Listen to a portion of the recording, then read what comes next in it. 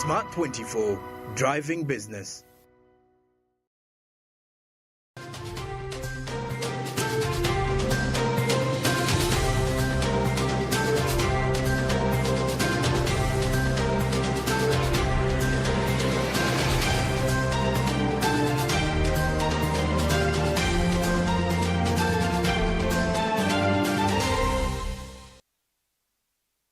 Atekwa kayitako eddakiika emu nkwaniriza akawungezi k'olunaku olwaleero ku mawulire gaffe Agafa Mu By'Obusuubuzi erinnya nze Naomi Namusoke ne munnange Winnie Buyinza Nakawuki ku ludda olw'obubonero era ng'ennaku z'omwezi olunaku olwaleero lunaku lwakuna ennaku z'omwezi ziri 15 ate omwaka tukyali mu 2024 omwezi gwa August. Tulina mangi ge tukuleetedde okuva ebule n'ebweya era ng'ag'olwaleero ate katugatandike n'ab'ekiteezi nga nno bannayuganda basabiddwa okubeera nga bavaayo okuyamba ku bantu bano abaagwirwako entiisa ey'okubumbulukuka kw'ettaka. Bino byogeddwa omwogezi w'ekitongole kya Red Cross wano mu Uganda era ng'ono ye John Cliff Wamala.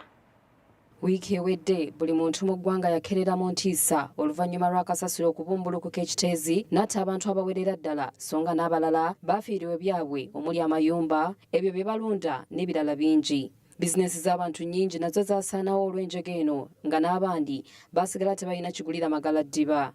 Abamu ku batuuze b'omu kitundu kino baalabibwako ku butambi obw'enjawulo ku mikutu gye mugatta bantu nga tebalina we beegeka luba. Kino kiwaliriza abantu ab'enjawulo omuli ebitongole bya nnakyewa ng'ekya Red Cross okusitukiramu okulaba nga badduukirira abantu bano n'obuyambi obw'enjawulo. Henry Byamukama nga musumba wa kkanisa agamba nti basobodde okuba nga bafunira abantu bano ebintu ebikozesebwa waka so nga n'abakuumaddembe nabo tebalekeddwa mabega. Tuleese emifaliso egiwerako abanga 150 obamo tuleese kawunga bijanjaalo muceere abapoliisi n'abasirikale abali emanga tubawadde mask abo bo tugenda bawa mask mpaka operation bwegwa tugenda basuplyinga masks until ekizibu ekyo kiweddewo.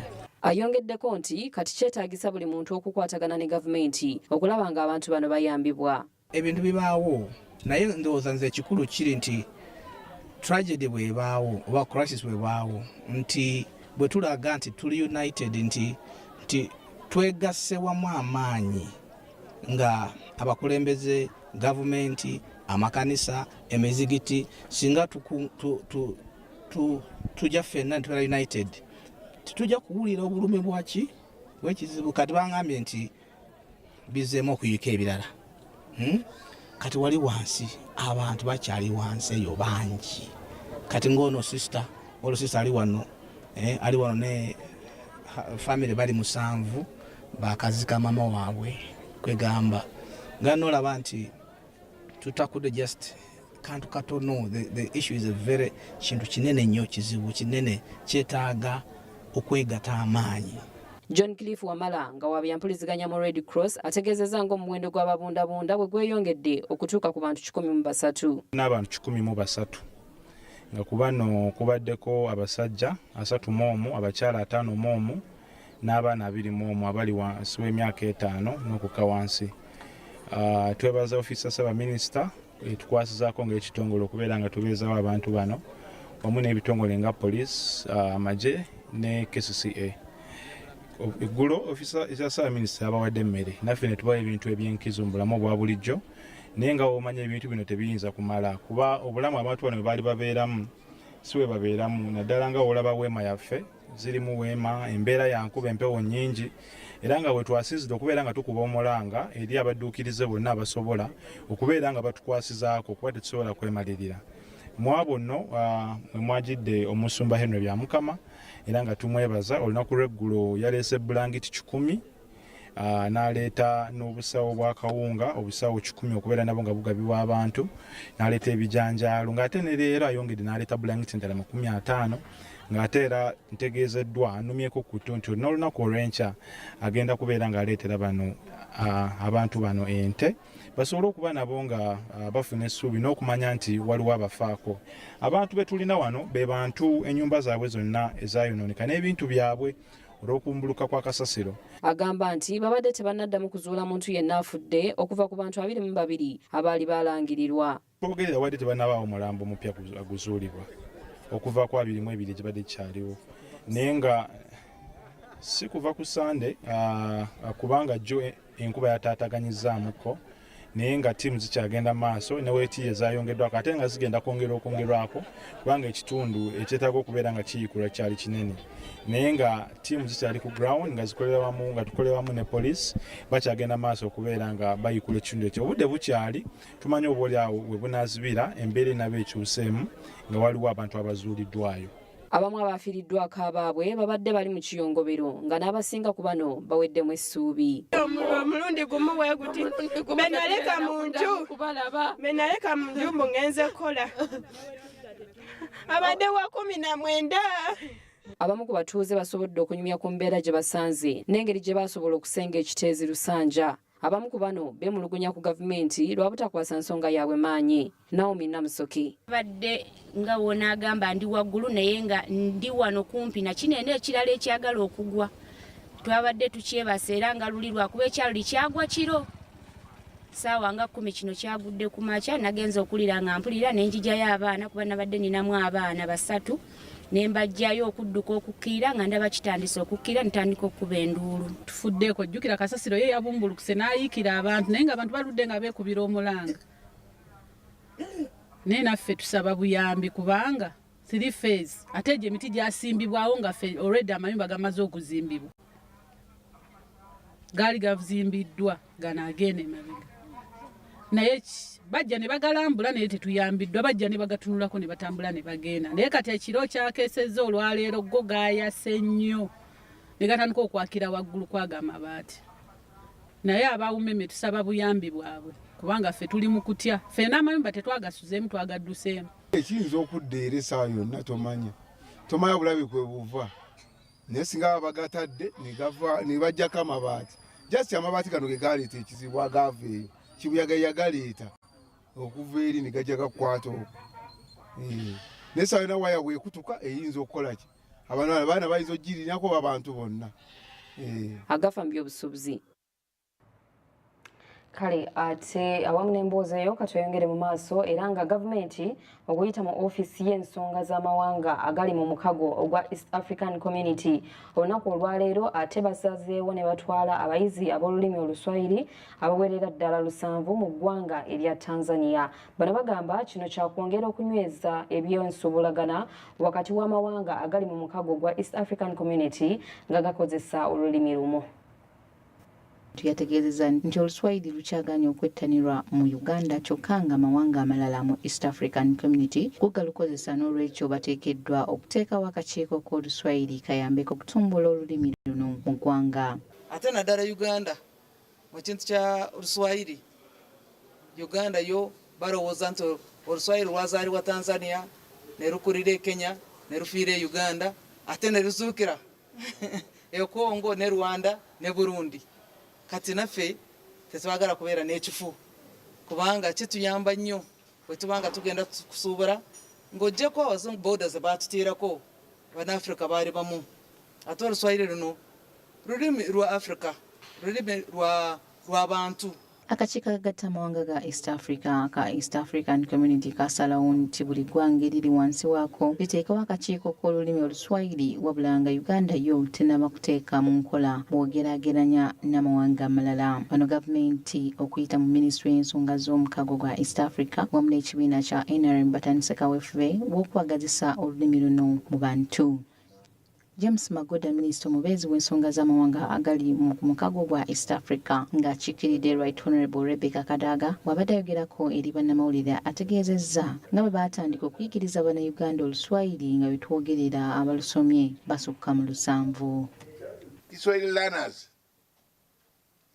are just fresh from the National Leadership Institute of Chankwanzi, where they had gone for a 10-day ideological mentorship. The purpose of the Chankwanzi retreat was to refocus their mindset to match with the national development ideology of social economic transformation.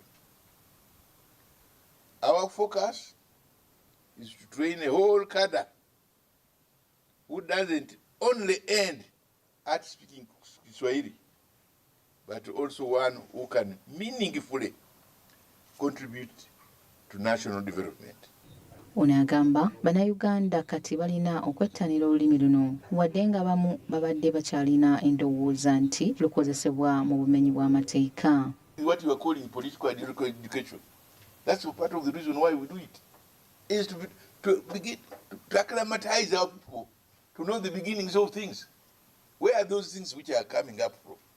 What happened? How did they influence attitudes? And what happened? So, the shaping of common attitudes will have to come through our being together. And the necessity of life will bring us together with the Tanzanians, with the Burundians, because there's no way you are going to be in your villages all along anymore in the future. Everybody now has come. We are now all in Kampala. When we will come from Arua, from where? So there is a new life which you are creating. And whether we like it or not, we must have some commonality. Yesaba wandiisa omukulu w'ekibiina kya National Resistance Movement Richard Odong ategeezezza nga bwe balina okwettanira okuyiga olulimi luno naddala nga kati kyankwanzi weeri okubayigiriza. As a government institution, we are even asking ourselves why are the new people not going to Chankwanzi to learn what is being taught there, because it's a public institution. The learning there is the curriculum at Chankwanzi is very good. It helps you to learn life, the relationship between man and nature, the stages of growth of man, the challenges man faces along the way, the social economy, all these things you learn there. And this is something any leader must go through. So it is not something to say NRM is good. No, they don't teach NRM in Chankwanzi. But we shall have our school as NRM to teach about NRM. Yes. Wano wategeerezza nga kati bano we baakasoma emyezi mitono ddala naye nga kati bafunye ekyokuyiga. Timeline we thought we would learn for 9 months. They would learn for 9 months. And of course we had issues in the between, and that's why we are pushing for a few more weeks as they come back. So we are within the time. It has taken like about 7 to 8 months. Yeah. That's good enough for someone to get a certificate. Wanabadde mu kusoma Oluswayiri basiibuddwa mu ssanyu ery'ekitalo mu lugendo lwe bagendako omuli Zanzibar, Mombasa n'awalala. Bano balaze essanyu mwe bayimbidde n'ennyimba mu lulimi luno. Bwe twogerera nabo balaze ku bimu bye bagenda okufuna naddala mu nzirukanya y'emirimu. You are going as ambassadors of Uganda. You have to go and be disciplined, show them that you have learned Kiswahili. Oluswayiri nalwetabamu kubanga nakula nga ndwagala. Ne mwami wange naye yali muserikale nempulira nga ndwagala nnyo. Emyezi 8.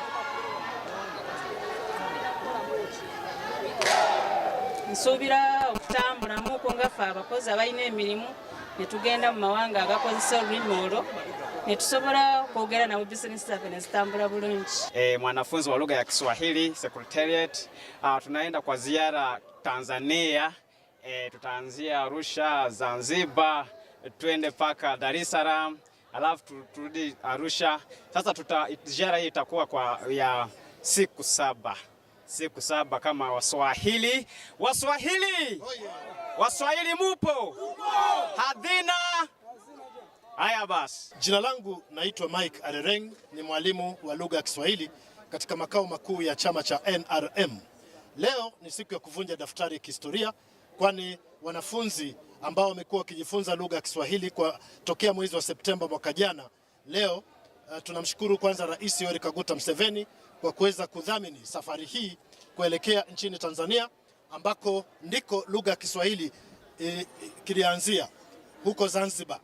Wanasema kwamba Kiswahili kilianzia Zanzibar, kikalelewa nchini Tanzania na Kenya, alafu kikafa nchini Uganda, kikazikwa nchini Jamhuri ya Kidemokrasia ya Kongo. Lakini tunasema Uganda tunataka tufufue lugha ya Kiswahili.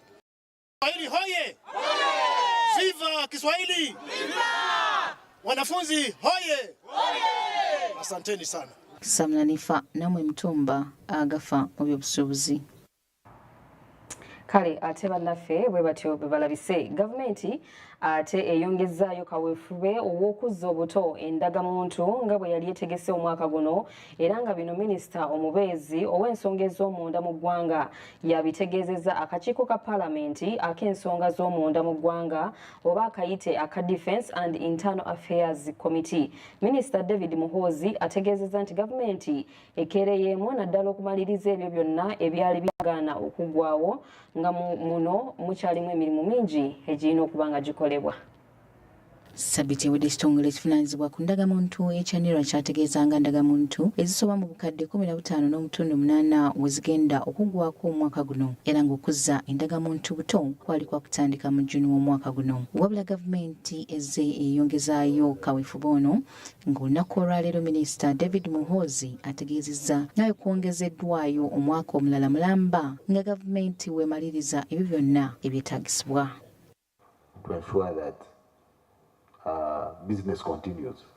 People are not disrupted. That anxiety you alluded to, and I want to report that we have done so, and the extension by 1 year, plus or minus, so that we ensure that people don't get upset in what they do through an SI, statutory instrument number 67.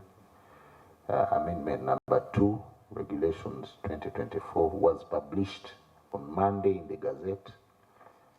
So this should sort the anxiety that was starting in the public regarding what do we do between now and when we get the new ID. So the IDs that were due to expire in that period will be extended by 1 year. Bo ababaka ku kakiiko balaze obweraliikirivu eri okutataaganyizibwa okugenda okuyolekera Abannayuganda naddala ababadde bakozesa ndagamuntu zaabwe okutambula mu mawanga ga East Africa n'okukozesebwa mu mirimu egya bulijjo okugeza nga mu banka. My issue is on extension of the validity of the ID card by 1 year. I wanted, the minister said that he did this under statutory document. Instrument. And then put in the Gazette. Actually, even as MPs, we are hearing it for the first time. How about my mother down there in the islands of Mijingo? Are they aware that this information was put in the Gazette? Because the country is actually anxiously waiting, and beginning tomorrow, I think it might be the headlines that they are extending. I wanted to know the legal regime. And isn't this one subject to litigation? Extending my ID, I go to banks, and then they tell me my ID expired but has been extended. I find a lot of legal challenges, and I don't know how NIRA is going to address this and how the citizens up there are going to find this. Ma'am, I come from 2 borders, that's Rwanda and Tanzania, and at times we have been using our IDs as travel documents. So if it expires, what happens me when I'm already in when I want to cross in another country? Here in Uganda, we might know that it has expired. But when I'm in the other country, sister country, and they find that the ID is expired, they might think that I'm actually running out from my country. Wabula minisita bano abagumizza nti gavumenti yakwogerezeganya n'amawanga agali mu kago gwa East Africa ku nsonga eno baleme kusumbwa muntu yenna anaabeera abawadde ndagamuntu eyaggwaako. Honorable Secretary alluded to, will it be honored across our borders? Yes, it will, because after all, it's our ID. We put a capping of 10 years. Before the extension, now we are saying 11 years. So it will be honored, but we need to communicate the extension, especially to the region, where sometimes our people use it as a movement document. Abakeera basabye gavumenti erowooze ku ky'okutandikawo ndagamuntu eza digito olwo eggwanga lireme kusaasaanyanga mu mudiri gwa nsimbi buli luvannyuma lwa myaka 10 era nga naye minisita ategeezezza bwe bakirowoozaako. We have oftentimes answer this question even on the floor. We renew because the card itself gets old. We renew because in 10 years' time, internationally, features change of individuals. That's why we renew every after 10 years. But desirably, and I want to share your sentiments, we should renew digitally. So somebody walks into an office and changes his ID instead of the cost of these paper cards. Ate kucha kujja ofiisi za nnira e Kololo bano bategeezezza akakiiko nti bali mu nteekateeka kuba nabo bakooye okutataaganyizibwa naddala ku nnaku nga waliyo emikolo. Issue of Kololo, the exercise is going to happen at the parish level. And we have 3 distributed data processing sites, different from Kololo.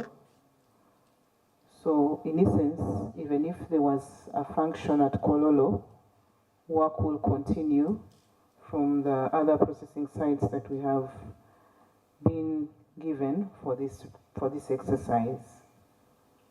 Samlanifa, Agafa Mu By'Obusuubuzi. Kale ate awamu n'emboozi eyo tugenda kuwummulamu katono ddala tukomawo n'ekitundu ekyokubiri eky'amawulire Agafa Mu By'Obusuubuzi.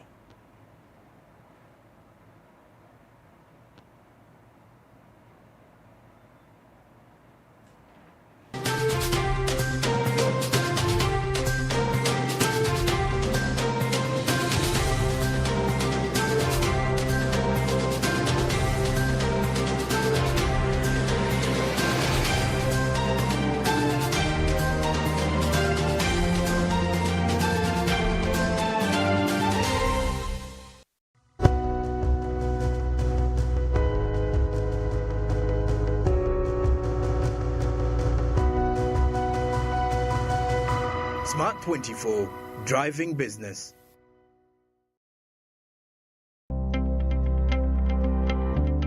My name is Victoria Topista. I'm from Terego district.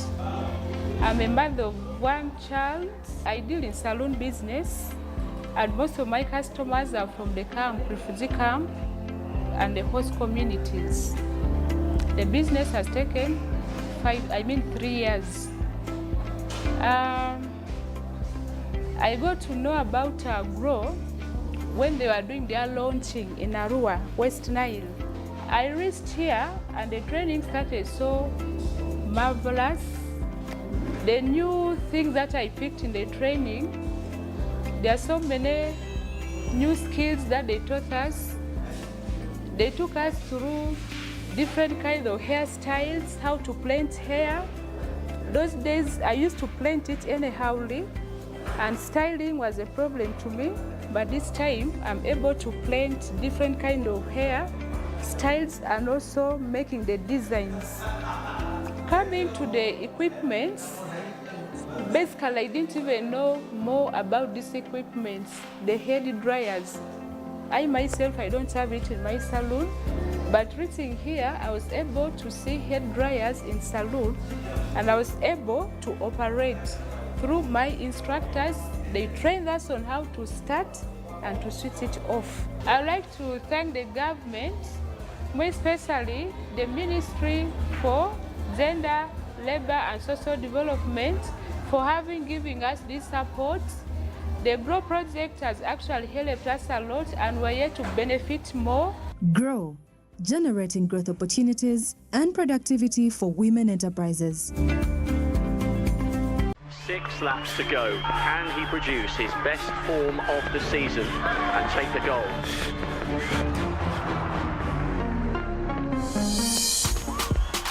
Now the race is on. This Olympics, we're celebrating the gold in all of us.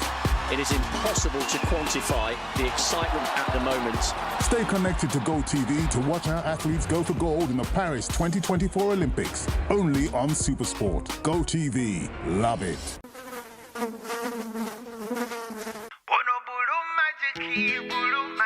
Is my joy. Bulu magic, wange. Ayo, nalaba kumabala, atukuzanoonyirirawo kirako ennyange tayisa bubi faburiki kyonna kyekiri kiggwa lwa bulu magiki is my choice ono bulu magiki ye wange ambye bulu magiki is my choice ono bulu magiki ye wange mama nyabo ino internet ewenyuka ng'ekizungirizi ate kamera yayo lumamyo bannange eryandeka ku buggo guno mugano gwennyini funa kabodi supakati ku nsimbi ezisaliddwako ng'otandika kusinza emitwalo 49 zokka usasule mpola sinsi 833 buli lunaku weewangulira omugano gwa kabodi supa okuva ku MTN Christmas eno weefunire GB 2 eza data wa MTN buli mwezi okumala emyezi 8 weegambulire kabodi supa katikati okuva ku dduuka lya MTN wonna mu ggwanga. Everywhere you go, MTN ekolera wansi w'amateeka ga UCC. Let's live it up and party and have cracking good fun. When it comes to edutainment, DSTV's #1. Is everybody ready to go? We've got the zaniest characters to transport you away. The party is cracking, so why not come play? You're gonna love it. We've got so many channels and a ton of new shows, like Disney and Nickelodeon, where anything goes. So live it up with DSTV. We bring the fun. You know we're #1.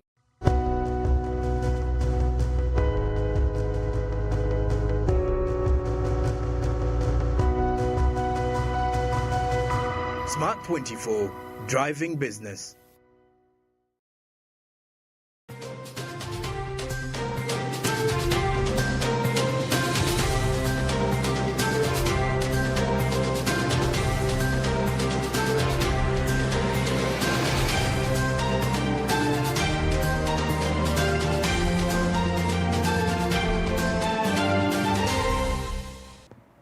Ngukulisayo okuva mu kuwumulamu okwo kitundu kyakubiri ekyamawulire Agafa mu by'obusuubuzi era nga ate yeno Smart 24 TV bwe tukuleetera eby'obusuubuzi byokka okwetoolola eggwanga. Bwe tweyongera mu maaso n'amawulire gaffe ate ekitongole ekya Financial Intelligence Authority olunaku olwaleero kisabye abantu okuvaayo okuloopa abo bonna abateeberezebwa okubeera ne ssente nnyingi naye nga tebalina mirimu gya nkalakkalira egyo egikakasiddwa. Bano nno basisinkanye bannamawulire wano mu kibuga Kampala mu nteekateeka ey'okubabangula mu ngeri y'okubayambako okujjawo okulwanyisa obuli bw'enguzi.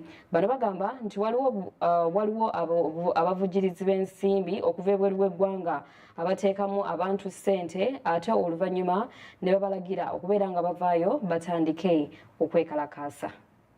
Ekitongole kya Financial Action Task Force ekirondoola ensansanya y'ensimbi mu nsi yonna kize kiteeka eggwanga lya Uganda ku mawanga agasansanya ssente z'ekibi okuvujjirira ebikolwa ebya ADF era nga mu mwaka gwa 2017 ne mu mwaka gwa 2020 yazibwayo ku lukalala newankubadde mu mwaka guno 2024 mu mwezi ogwokubiri Uganda yagibwa ku lukalala. Eggwanga lya Kenya, Tanzania ne South Sudan gamu ku mawanga mu East Africa agakyagenda mu maaso n'okubeera ku lukalala mu mwaka guno. Mu lukungaana lwa Financial Intelligence Authority olubadde mu kibuga Kampala, abakungu ab'enjawulo basinkanye bannamawulire okubalaga nga ensimbi z'ekibi we ziva ne basaba abantu bonna okuloopa abantu abateeberezebwa okukozesa ssente z'ekibi nga bayita ku mutimbagano ogwa Public Reporting Portal okuloopa emisango egyo mu Financial Intelligence Authority.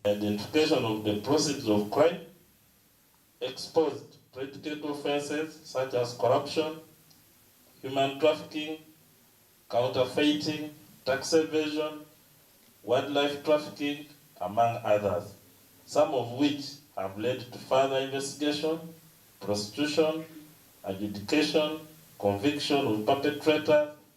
More so, in-depth investigations are however required to unearth the money laundering ingredients. As many of you are aware, Akulira Financial Intelligence Authority Samuel Wandera agamba nti Uganda erina recommendations ezaggiweebwa 40 okutangira ssente z'ekibi era nga kwezo 15 ze zitanaba kuteekebwa mu nkola era baakubeera n'olukungaano mu ggwanga lya Kenya mu wiiki ejja okusobola okumalawo ekizibu ekyo nga n'ezimu zeetaaga ennongoosereza. And we, at that time, 35 out of the 40 recommendations were rated as non-compliant or partially compliant. But I speak now, we now have only 15 recommendations left as non-compliant. We requested for an upgrade on some of these ratings. And next week we have a regional meeting in Kenya, Eastern and Southern Africa and Money Laundering Group, who are the peer evaluators. And we have requested to upgrade about 7 recommendations. I'm hopeful that by end of next week, Uganda may register some upgrades on some of these recommendations, and we shall be left with a few, which again, I urge most of you to positively report, because there are others which require amendment of the laws, and there are others which require collaborative efforts like we are working today. Fiona Nabagala, Manager Training and Outreach mu Financial Intelligence Authority, atubuulidde kuzimu ku recommendations 15 ezirina okuteekebwa mu nkola okulongoosa entambuza y'ensimbi mu ggwanga. 15 ezibulayo okukolebwako nga Uganda okufuba okulaba nti tutuuka ku mutindo gwe tulina okutuukako.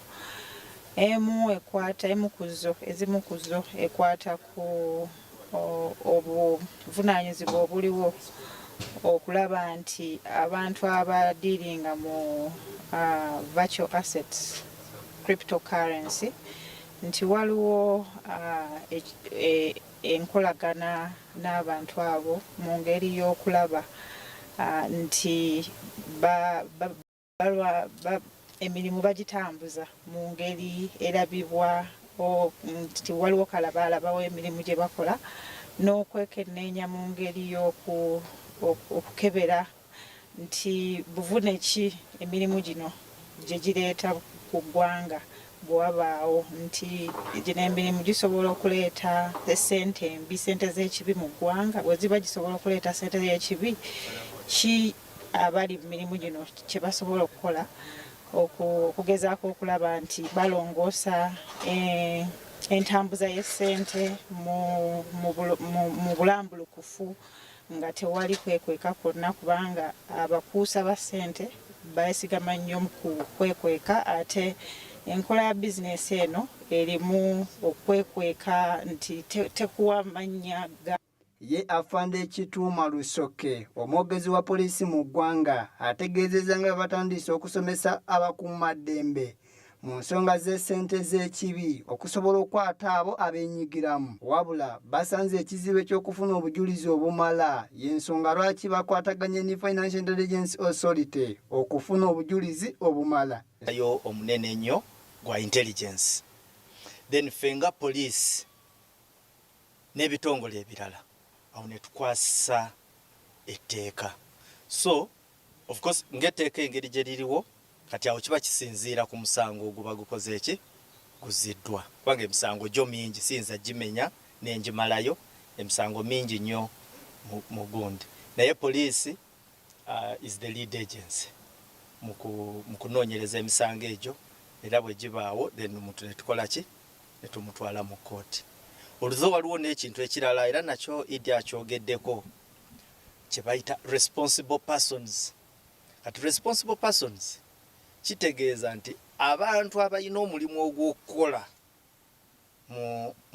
mu gondi mu bintu bye tuli okwogerako bangi, kubanga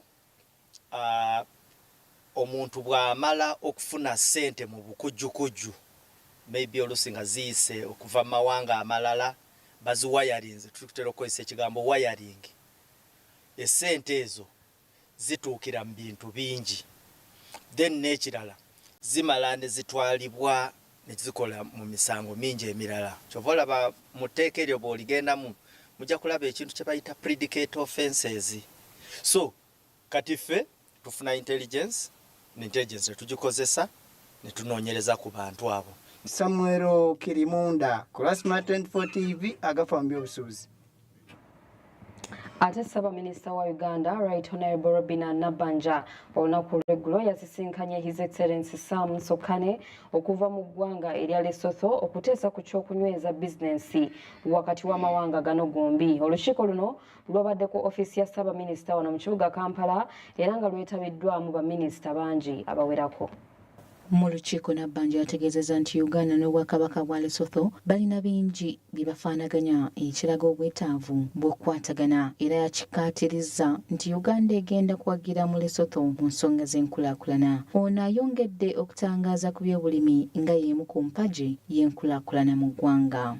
More than 60% of Ugandans are dependent on the sector of agriculture.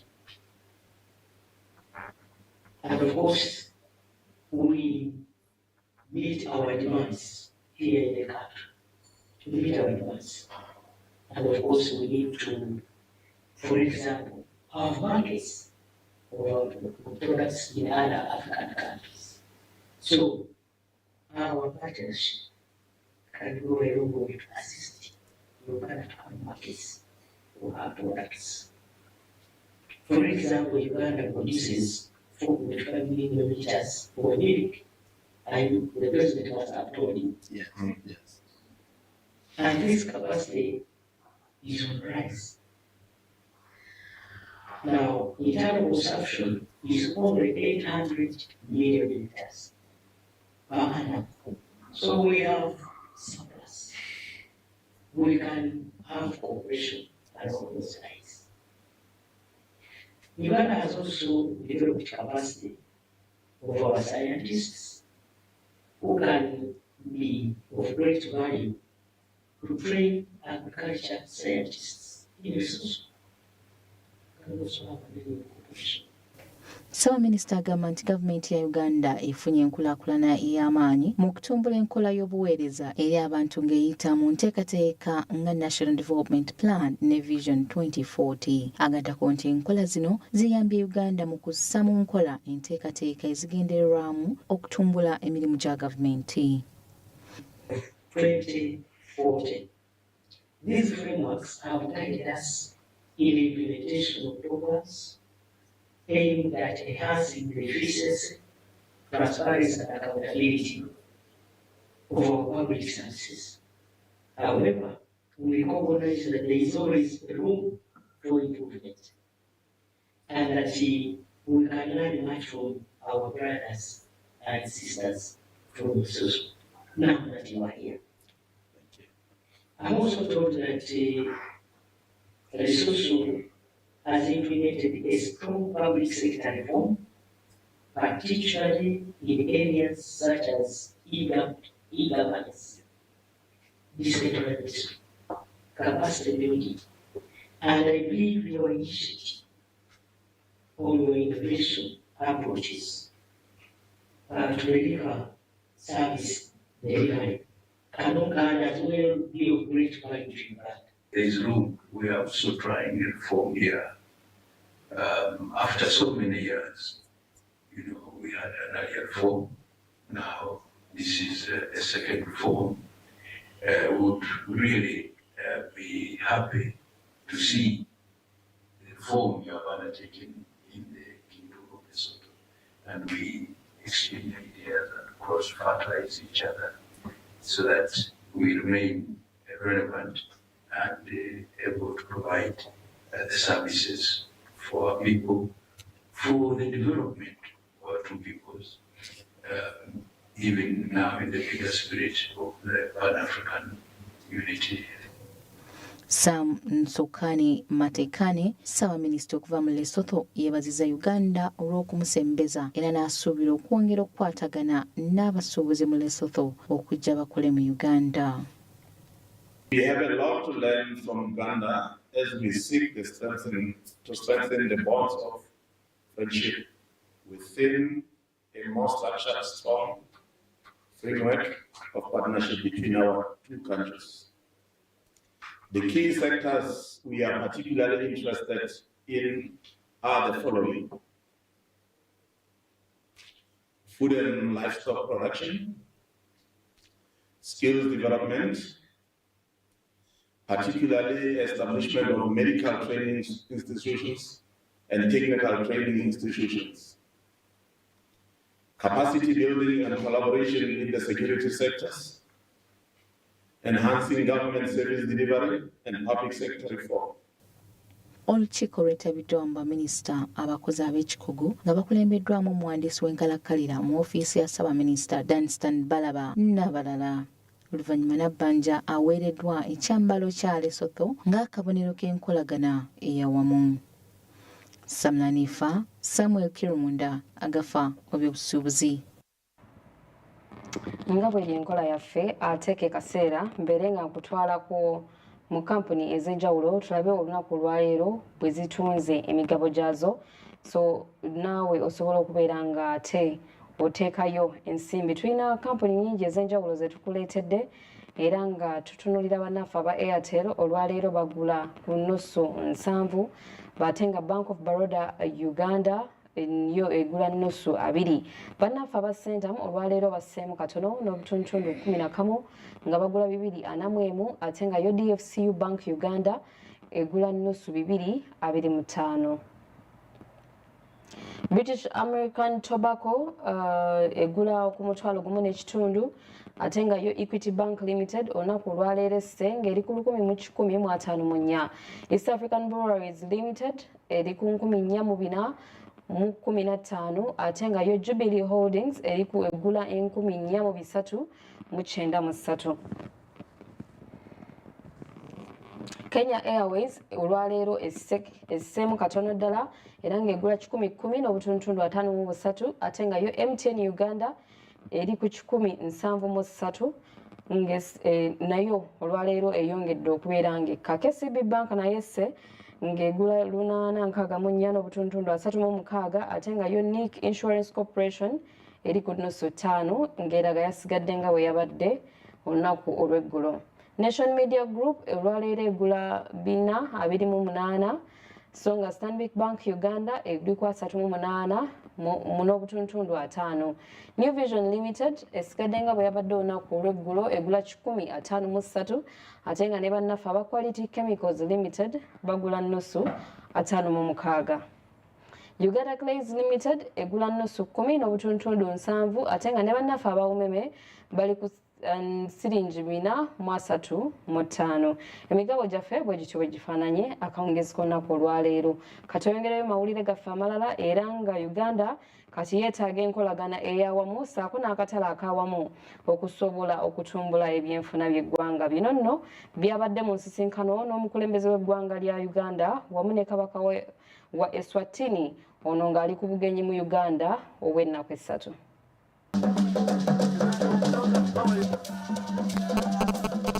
President Yoweri Kaguta Museveni awamu ne mukyala we Jenti Kataha Museveni olunaku lw'eggulo bayaniriza kabaka wa Eswatini Muswanti owookusatu ku kisaawe ky'ennyonyi Entebbe. Kabaka Muswatini owookusatu ali mu Uganda okumala ennaku 3 ng'era yawerekeddwako mukyala we kw'oteeka n'abakungu abalala ab'oku ntikko mu bwakabaka bwe.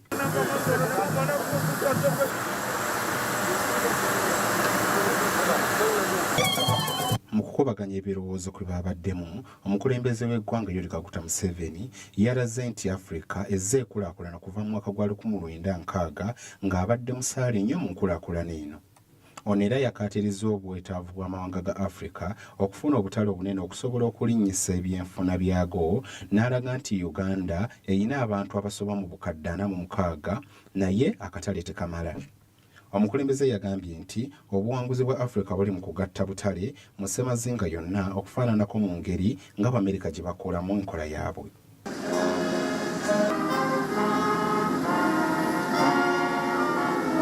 Yasabye wabeeyiwo ebyokulabirako okuva mu mawanga ga Africa nga gakola ebintu ebyawamu ebiva mu mawanga gano okusinga okwesigama ku nsimbi z'amawanga amalala ezitera okubeerako emisoso emiyitirivu. Pulezidenti Museveni era yalaze obwetaavu bw'amawanga ga Africa okukoleganira awamu ku pulojekiti ezeetaagisa kapito omungi. Pulezidenti Museveni bw'atyo yasiimye enkulaakulana y'omukago gwa East African Community gye agamba nti neeyongedde ku by'enkulaakulana by'amawanga agali mu mukago guno.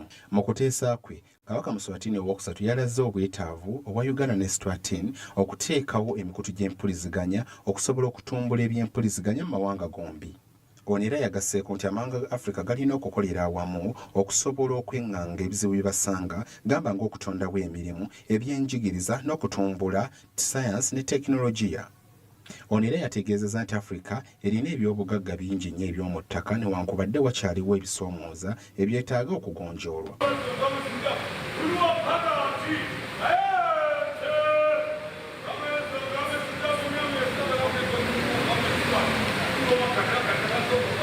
Mu kulambula kuno, Uganda ne Eswatini bongedde okunyweza enkolagana yaabwe nga bayita mu kussa omukono ku ndagaano ey'okutegeeragana.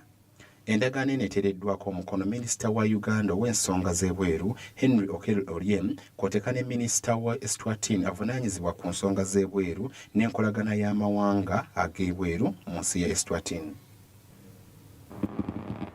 Kale awamu n'emboozi eyo bwe tukomekereza akawungeezi k'olunaku olwaleero amawulire gaffe agafa mu by'obusuubuzi tugenda kuba tetusukkawo wano. Nsigadde nze Naomi Namusoke ne munange Winnie Buyinza Nakawuki ku ludda olw'obubonero. Weeraba.